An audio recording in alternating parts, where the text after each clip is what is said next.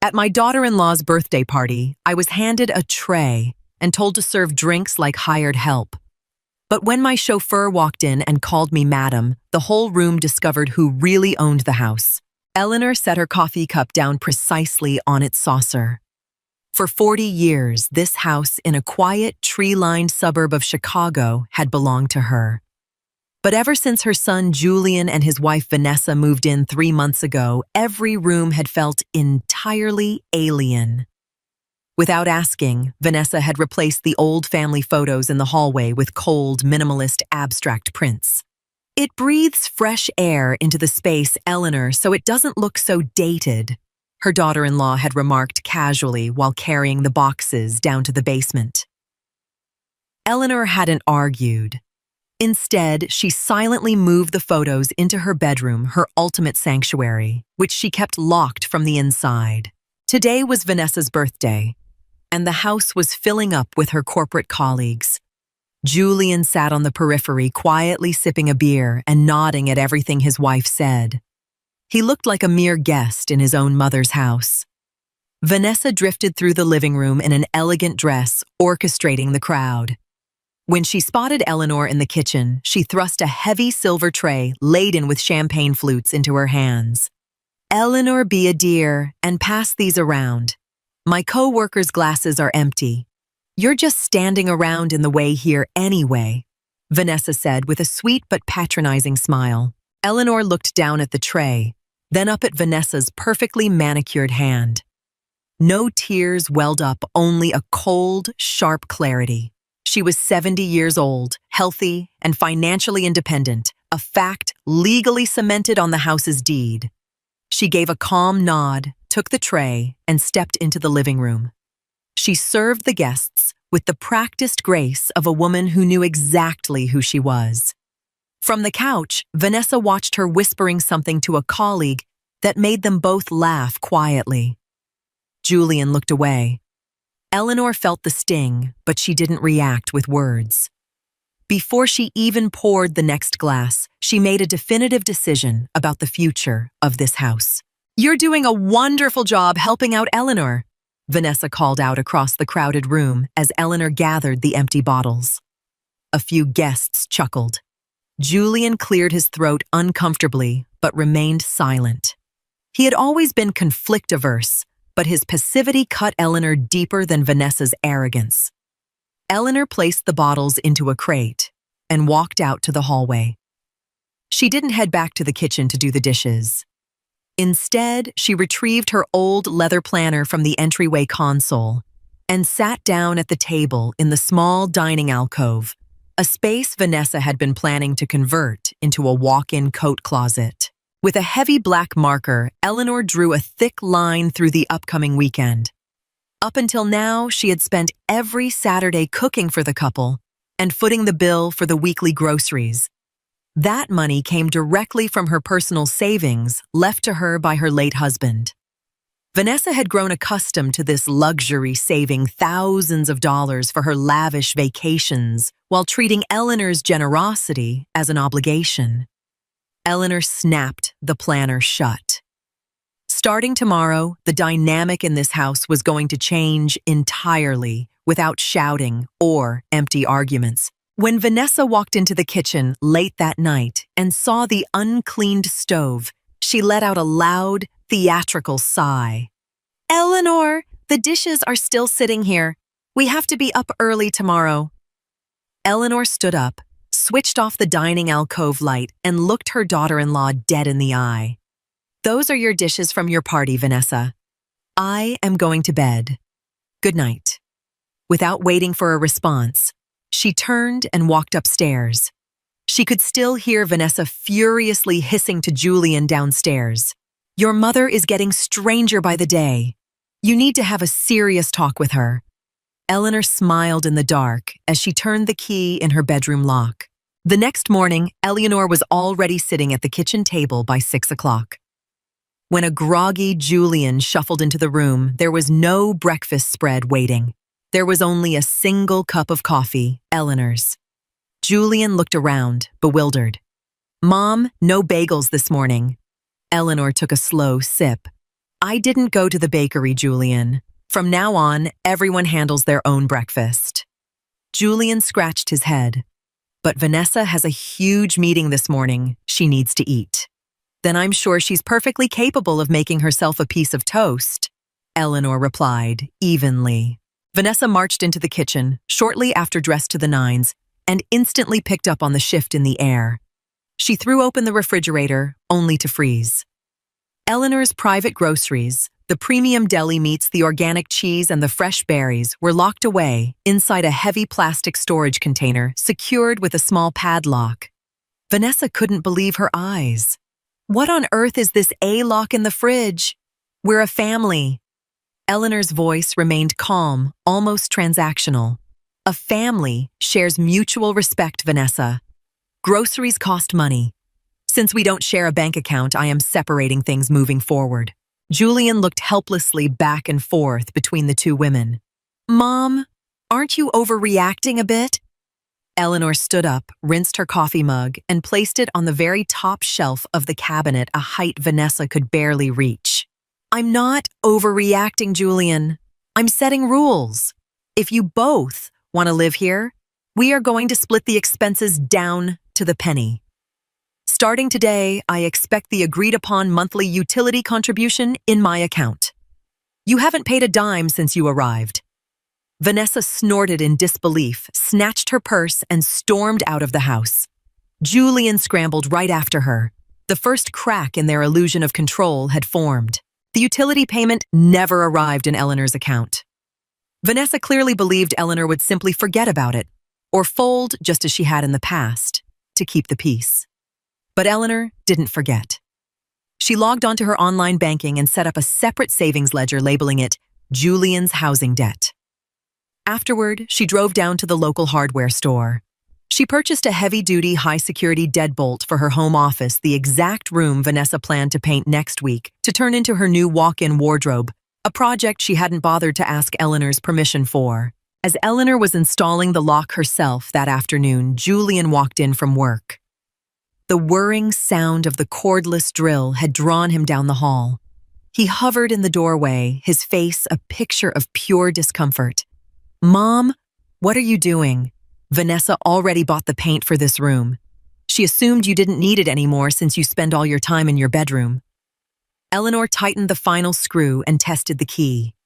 It turned with a solid, satisfying click. She slid the key deep into her cardigan pocket. This room remains my office, Julian. I paid for this house, not Vanessa. Your plans are irrelevant to me as long as my boundaries are ignored, she said without looking up at him. Julian swallowed hard. Vanessa is going to lose her mind. Eleanor packed up her tools. That is her choice, Julian, but she won't be setting foot past this door. When Vanessa discovered the locked door later that evening and rattled the handle aggressively, Eleanor sat quietly in the kitchen, sipping her tea in absolute peace. The house was becoming hers again. 2 weeks passed in a state of icy silence. Vanessa stopped speaking to Eleanor entirely, refusing to even make eye contact when they passed each other in the hallway. Julian tried to play the peacemaker, but he was completely shut down by Eleanor's unyielding distance. She cooked only for herself, did her own laundry, and spent most of her days out of the house. What neither of them knew was that Eleanor was regularly meeting up with old colleagues from her days as the managing director of a highly successful commercial real estate firm, a business she had handed over to a successor a decade ago. One evening, Vanessa deliberately slapped a thick, embossed white invitation card onto the kitchen table right in front of Eleanor. We're hosting an exclusive dinner party this Saturday for my new CEO and our agency's top-tier clients, Vanessa announced, using a tone that brooked no argument. Extremely high-profile people are coming. I expect this house to be immaculate. And Eleanor, please plan to stay upstairs in your room for the evening. You simply don't fit in with this crowd. And I'd rather not answer awkward questions about your lifestyle. Eleanor picked up the card and ran her eyes over the guest list. One name made her pause for a fraction of a second: Dr. Arthur Vance, the chief executive officer of the marketing firm Vanessa worked for. Eleanor knew that name very well. She laid the invitation back down. "Don't worry, Vanessa. I won't get in the way of your little gathering. I actually have my own plans for Saturday evening." Vanessa smirked triumphantly. She truly believed she had successfully sidelined the old woman. She had no idea she had walked right into a setup. Saturday morning was a whirlwind of chaos. Vanessa bossed Julian around the entire house, making him wash the windows and polish the formal dining table. Eleanor watched the frantic preparations from a safe distance. The day before, she had taken her finest outfit, a classic tailored navy silk suit, to the dry cleaners, and she had quietly hung it up in her closet, away from prying eyes. She packed a small clutch with her essential documents, her ID, and an old gold Mont Blanc pen she reserved for major business transactions. By 5 in the afternoon, the first guests began to arrive. The sound of laughter and clinking glasses echoed up the stairwell. Vanessa was front and center, sipping Chardonnay and showing off the house as if her name were on the mortgage. "Yes, we did extensive renovations to give the place a more contemporary feel," she bragged to a colleague, gesturing toward the minimalist hallway Eleanor hated. Julian stood beside her, nodding like a marionette. No one mentioned the true owner, sitting upstairs, calmly keeping an eye on the clock. Right at 6 o'clock, Eleanor heard the deep, familiar purr of a luxury engine pull into the driveway. She stepped over to her bedroom window and watched a pristine black Lincoln Town Car idle at the curb. A well-dressed man in a sharp, dark suit stepped out. It was Mr. Harris, the private chauffeur who used to drive her former business partner and who still handled VIP clients for her old firm. Eleanor smoothed down her silk suit, grabbed her clutch, and unlocked her door. It was time to re-establish the hierarchy in her home. Eleanor walked down the grand staircase with deliberate, measured steps. The ambient chatter in the living room died down instantly the moment she entered the room. Vanessa, who was about to set a tray of artisanal hors d'oeuvres on the coffee table, froze mid-motion. Her eyes raked up Eleanor's elegant designer suit and landed on the genuine South Sea pearl earrings adorning her ears. "Eleanor, what are you doing down here? I thought we had an understanding," Vanessa hissed under her breath, trying to block Eleanor from the view of the guests. But Eleanor easily bypassed her, walking straight toward an older, distinguished gentleman standing near the fireplace, conversing with Julian. Dr. Arthur Vance turned around and his eyes lit up immediately. "Eleanor, what an absolute wonderful surprise. What on earth are you doing here?" he exclaimed, stepping forward to warmly shake her hand. Julian's jaw dropped. Vanessa stood paralyzed in the center of the room, the appetizer tray trembling slightly in her hands. Her reality was unraveling. "Hello, Arthur," Eleanor said, her smile warm but commanding. "I live here. This is my home." Vance blinked in confusion, looking first at Vanessa and then at Julian. "Your home. But Mrs. Harrison told me during her executive review that they had recently acquired this property and were simply letting her aging mother-in-law stay here out of charity." A suffocating silence blanketed the room. Every single word was perfectly audible to the dozens of corporate guests. Vanessa's face burned a violent crimson while Julian stared intently at his shoes. "Charity," Vance repeated, shaking his head in disbelief. He turned back toward Vanessa, his tone dropping into a cold, strictly professional register. "Mrs. Harrison, you explicitly told the board that you came from a prominent real estate investment family and that this estate was part of your personal portfolio. Eleanor Harrison is a legend in commercial property management.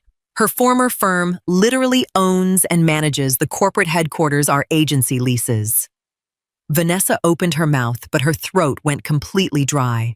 She reached out to grip the edge of a chair for balance. Eleanor remained entirely unbothered. She didn't gloat or raise her voice. She simply let the weight of the truth do the work.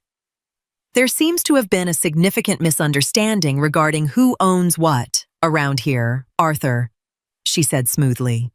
But these things always clear themselves up. Right then, the front door chimed open and Mr. Harris, the chauffeur, stepped into the foyer. Seeing Eleanor, he respectfully removed his cap and approached her. "Madam, your car is ready downstairs.